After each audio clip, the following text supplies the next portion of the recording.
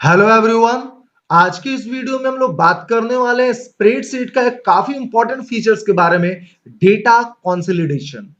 Data consolidation के through आप different different worksheet से डेटा को कलेक्ट करके एक पर्टिकुलर वर्कशीट में एक साथ स्टोर करके रख सकते हो और उस पे आप किसी भी टाइप का फंक्शन को परफॉर्म कर सकते हो, लाइक सम। आप एवरेज कैलकुलेट कर सकते हो, उसका मीन निकाल सकते हो, मैक्स निकाल सकते हो, एक्सेट्रा एक्सेट्रा।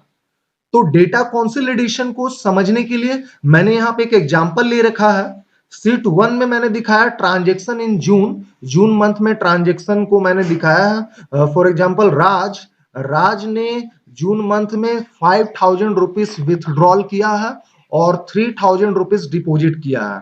उसी प्रकार से मयंक और रोहन का भी यहाँ पे डेटा है। सीट टू में मैंने ट्रांजेक्शन इन जुलाई मंथ दिखाया है। राज, मयंक, रोहन सेम नेम है। राज ने 1,000 रुपीज विथड्रॉल किया, डिपॉजिट 500। मयंक 10,000 विथड्रॉल किया और डिपॉजिट किया 30,000। एंड रोहन ने 50,000 रुपीज विथड्रॉल किया है और 40,000 रुपीज डिपॉजिट किया है। राइट। हम लोग करेंगे क्या, सीट थ्री में ट्रांजेक्शन इन 2 मंथ, जून और जुलाई मंथ, दोनों मंथ का मिलाकर के कितना ट्रांजेक्शन हो रहा है उस चीज को कैलकुलेट करेंगे। तो हम लोग सीट वन से और सीट टू से डेटा को कंसोलिडेट करके सीट थ्री में लाएंगे और उस पर हम लोग सम फंक्शन परफॉर्म करेंगे। राइट। तो डेटा कंसोलिडेशन को यूज करने के लिए, परफॉर्म करने के लिए हम लोग जाएंगे डेटा मेनू में and then choose option consolidate. जैसे ही आप कंसोलिडेट ऑप्शन सेलेक्ट करते हो, कंसोलिडेट विंडो आपके सामने आ जाता है और सबसे पहला जो आपको कैटेगरी मिलेगा वो है फंक्शन। तो फंक्शन ड्रॉप डाउन मेनू से आप जो भी फंक्शन परफॉर्म करना चाहते हो वो आप सेलेक्ट कर सकते हो। मैं सम करना चाहता हूं तो मैं सम फंक्शन यहां पे सेलेक्ट कर लूंगा। राइट। उसके बाद आप देख सकते हो सोर्स डेटा रेंज। इस कैटेगरी में आपको क्या करना है, हम लोग सोर्स डेटा रेंज को सेलेक्ट करेंगे, सोर्स है ना, जिसको मुझे कंसोलिडेट करना है।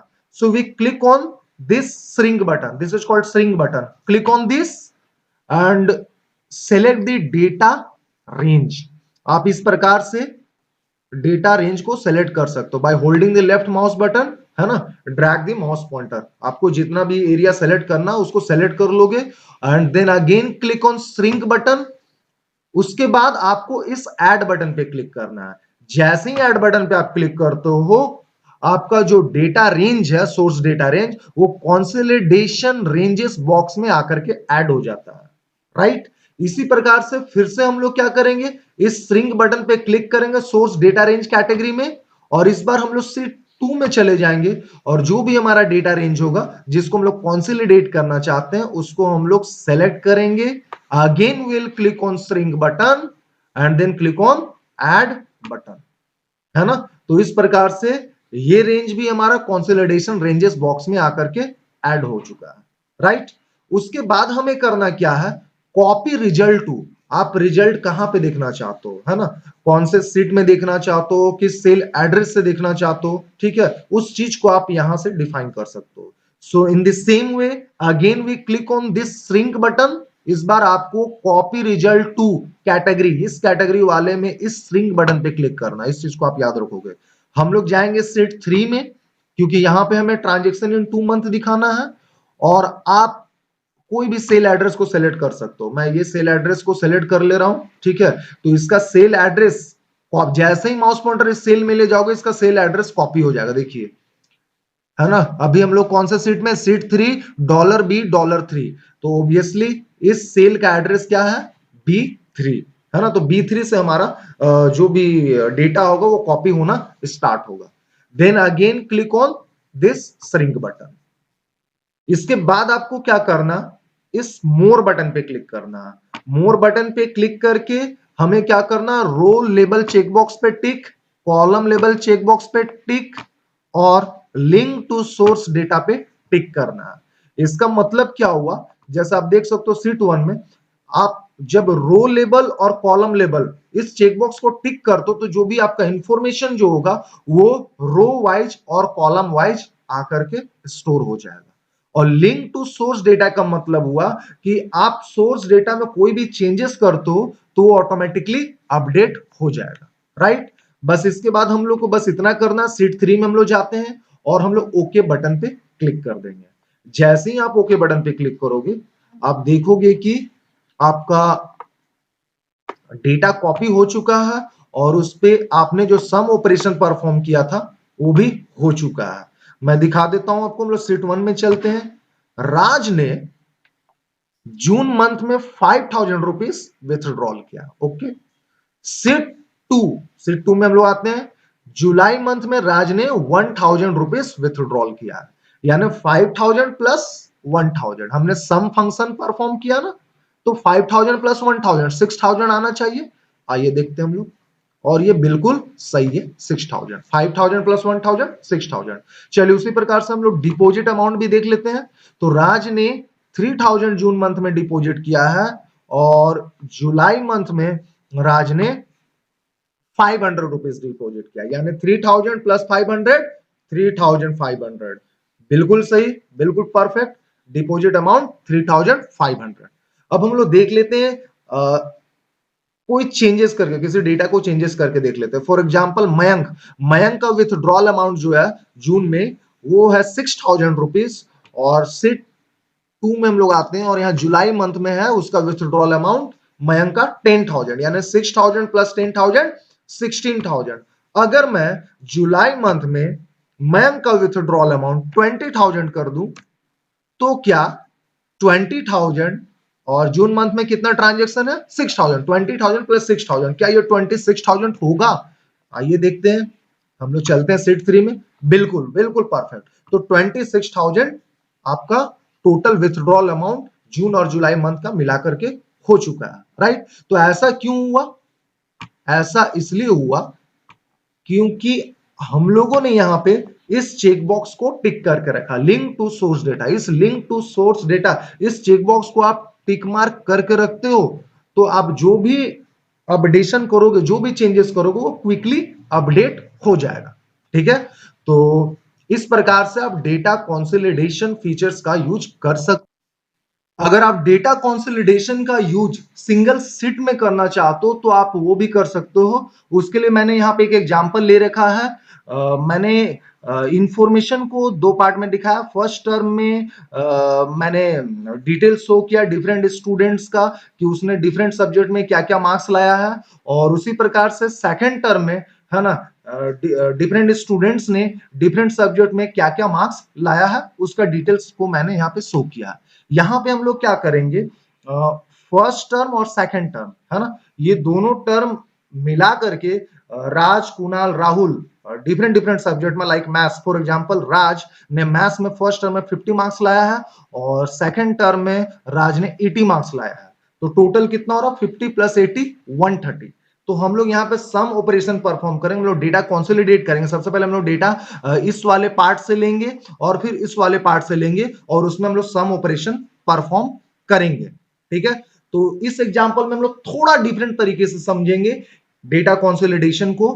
तो सबसे पहले मैं करता क्या हूं, डेटा रेंज को, रेंज ऑफ सेल को मैं सेलेक्ट कर ले रहा हूं, ठीक है। सबसे पहले आप इस रेंज ऑफ सेल को सेलेक्ट करोगे जिसपे आपको ऑपरेशन परफॉर्म करना है।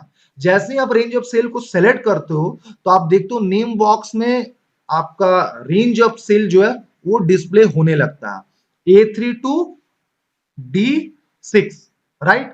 तो यहां पे हम लोग क्या करेंगे, इस रेंज ऑफ सेल का एक पर्टिकुलर नेम दे देंगे, ठीक है। रेंज ऑफ सेल का आप अगर नेम डिफाइन करना चाहते हो तो उसके लिए आपको क्या करना होगा, first of all you have to select the cell और range of cell and then go to the name box and then type the any name.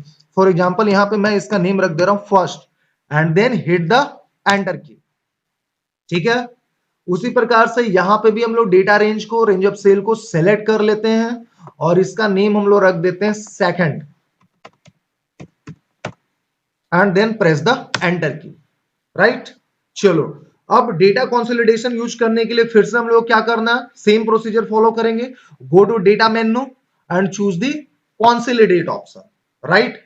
यहां पे कुछ रेंज पहले से डिस्प्ले हो रहा है, मैं इसे डिलीट कर देता हूं, ठीक है। और प्रोसीजर सेम है my dear. Function drop down menu से आप जो भी फंक्शन परफॉर्म करना चाहते हो वो सेलेक्ट कर लेना है। बस थोड़ा सा यहाँ पे मैं नया क्या कर रहा हूँ, सोर्स डेटा रेंज है ना, रेंज ऑफ सेल का मैंने एक पर्टिकुलर नेम दे दिया, लाइक फर्स्ट सेकंड। तो आपको source data range drop down menu से बस सिंपली फर्स्ट को सेलेक्ट करना है and then click on add button, है ना। उसी प्रकार से फिर से आपको सोर्स डेटा रेंज से सेकंड सेलेक्ट करना है ना, and then click on add button. Wow, आप देख सकते हो सिंपली ये कंसोलिडेशन रेंजेस में जाकर के आपका डेटा रेंज ऐड हो चुका है, राइट। कॉपी रिजल्ट टू, आप रिजल्ट को कहां कॉपी करना चाहते हो, सीट में, सीट के कौन से सेल से कॉपी करना स्टार्ट करना चाहते हो, उसका भी आप चाहो तो नेम डिफाइन कर सकते हो। यहां पे मैंने नहीं किया, कोई बात नहीं, हम लोग श्रिंक बटन पे click, right, will click on shrink button, और आप कोई एक पर्टिकुलर सेल को सेलेक्ट कर लोगे, है ना, उसका सेल एड्रेस ऑटोमेटिकली आप देख सकते हो यहाँ पे कॉपी हो जाएगा। अब जो आपका डेटा जो कॉपी होगा इसी सेल से कॉपी होना स्टार्ट होगा, and then click on shrink button and then click on more button. More button पे क्लिक करना आपको नहीं भूलना है। यहां पे जरूर कंफर्म कर लोगे कि रो लेबल, कॉलम लेबल और link to source data checkbox tick mark है कि नहीं, राइट। इसका क्या मतलब होता है मैंने ऑलरेडी आपको बता चुका है। अब आपको सिंपली क्लिक करना ओके बटन पे, राइट। और आप जैसे ही ओके बटन पे क्लिक करते हो आप देखोगे कि यहाँ पे भाई राज ने फर्स्ट टर्म में मैथ्स में कितना मार्क्स लाया था, 50, और राज ने सेकंड टर्म में लाया था 80, तो 50 प्लस 80 130, बिल्कुल परफेक्ट, बिल्कुल सही दिखा रहा है ना। उसी प्रकार से कुणाल ने मैथ्स में फर्स्ट टर्म में भाई कितना लाया था, 80 मार्क्स, और सेकंड टर्म में 70, 80 प्लस 70 150, बिल्कुल परफेक्ट। हम लोग आईटी इंफॉर्मेशन टेक्नोलॉजी का देख लेते हैं। राज ने इंफॉर्मेशन टेक्नोलॉजी में फर्स्ट टर्म में 100 मार्क्स लाया था, और सेकंड टर्म में कितना लाया 50, तो 100 प्लस 50 150, बिल्कुल परफेक्ट। थोड़ा हम लोग डेटा चेंज करके देख लेते हैं। राज का हम लोग जो है इंफॉर्मेशन टेक्नोलॉजी का मार्क्स को चेंज कर देते हैं। सेकंड टर्म में इसे मैं कर दे रहा हूं 100, ठीक है। तो फर्स्ट टर्म में भी 100 और सेकंड टर्म में भी 100, है ना। अब ये ऑटोमेटिकली अपडेट होकर के 200 हो जाना चाहिए, ये 150 चेंज हो जाना चाहिए 200 में। देखते हैं हम लोग ये चेंज होता है कि नहीं। वाओ, ये बिल्कुल चेंज हो चुका है ना। तो ये था डेटा कंसोलिडेशन। उम्मीद करता हूं आपको डेटा कंसोलिडेशन समझ में आया होगा। आज के लिए बस इतना ही, मिलते हैं हम लोग नेक्स्ट वीडियो में, तब तक के लिए गुड बाय, जय हिंद।